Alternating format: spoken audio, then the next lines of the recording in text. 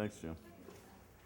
Hi, my name's Luke Deasy, and I've been on the diet for about... What did you say? Say what? My name is Luke Deasy. So, I've been on the diet about 7.5 years. Actually, kind of like Allison, I think we started probably going to Rossman about the same time. I thank God every day that I have this diet. And I thank Kathy quite often, because it was her that I'm just going to tell my story. It's going to take about 3 or 4 minutes. I was at a chemtrail rally in 2006 down at the State Building. And there's a big courtyard, and there were a bunch of speakers and people, and I'm standing there talking to somebody, and I look across the courtyard. It's like from here across the street. And this woman starts making a beeline. I said, "Is she coming at me?" And she's coming straight at me.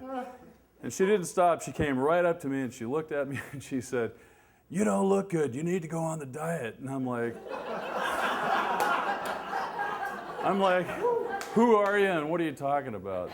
Well, she got Audis's name out, and I looked it up. And at that point in my life, I was so sick. I had had an accident, and I had 4 surgeries, and I had taken all this medication, and I was pretty sick. I lost like 50 pounds in 60 days. Burned holes in my guts. I just couldn't keep anything in me. It just went right through me. So let me just say I was ready for some healing at that point. Kathy came along. I found out about the diet. I looked it up online. And then I ended up going to Rawson, and I bought the books, and I read it, and I said to myself, this guy's out of his mind. You know? So there's no way I can do it. I was trepidatious, but I was so desperate for healing. And so I went and bought some raw milk over at Wild Oats in Pasadena. And it was like, I was going through all these gyrations, just thinking about drinking raw milk because I'd just been trained up for the whole bacteria thing. But I wanted healing so much, I drank that. And then, I guess about 3 months into the diet, I had done all the good things, eggs and honey and berries and all that good stuff, but not done the meat. And then one day I was going to church, and I was with my wife, and I had made up this jar full of raw meat and different stuff. She's like, "You sure you want to eat that before we go into the service?" And I said, "Yeah, that's it." I said, "Just push me out the door if I look like I'm going to fall over." So after I ate it, that afternoon, and this is about 3 or 4 months into it, and I wasn't very much fun to be around at that point in my life because I had been treated so poorly by the medical establishment. And I felt so bad most of the time. I had no sense of humor. I just didn't feel like myself. And that afternoon, after having eaten that meat, I felt something. It was like something that I could hang on to. And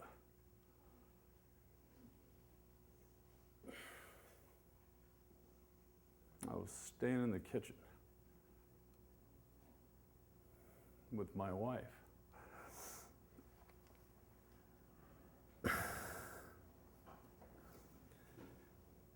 And I made a stupid joke. You got your sense of humor back. What was it? Yeah. And I looked over at her, and she's just got her hands on the counter. Tears were rolling down her cheeks. And I looked at her, and I said, "What's going on?" She said, "It's been so long since you told a joke." So anyway, I knew I was on the right track. So I kept it up, and I have to say it was probably a year and a half before I ate any chicken, but it took a while. Somebody showed me how they made ceviche, and so I did that. But after about 7 months into the diet, I went and met with Audis, and he read my eyes. And when I was sitting there, He didn't know me from Adam. He said, I don't want to know anything about you. Don't tell me anything. Just come in, we'll sit down and take pictures. I'll start reading your eyes. And so we went on like that. And he started reading my eyes, and it was like he was reading my logbook. He was reading my logbook, the very things that I told all the doctors that I'd been treated by for several years. And I'd had all the surgeries, and I'd received no healing whatsoever. I just kept getting worse. They just kept giving me more pills. And I got misty because, you know, I knew this was the real deal. And the one thing I walked away with that day was, you know, he knew what he was talking about. And I was so impressed with his God-given ability to connect seemingly inconsequential pieces of information across, you know, vast time and distance, and to put it together in such a way that it all made sense because it was based in physical science, and it had boundaries that could be quantified, and that just spoke to me in great ways. It just told me that I was in the right place. And before I walked away that afternoon, one thing he told me, I said, look, you know, I said, I'm just getting the hang of this. And, you know, I just need to know, you know, I was coming from the other side, like I think many of us did, where we put our faith and trust in the system. And I was really just like pushing through. And he encouraged me to just act with courage and integrity, to be honest. And he did it in such a matter-of-fact way. It was just like, yeah, that's just what you got to do.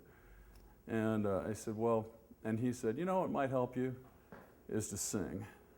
And I would encourage that for everybody. You know, maybe he'd like to hear other people sing. I didn't do anything that day, but so I have. And singing is just a tremendous way of expressing yourself. And you know, I don't see our friend here who was playing the guitar earlier, but it really is a very powerful thing. So that's my personal story, and I've shared it with a few people.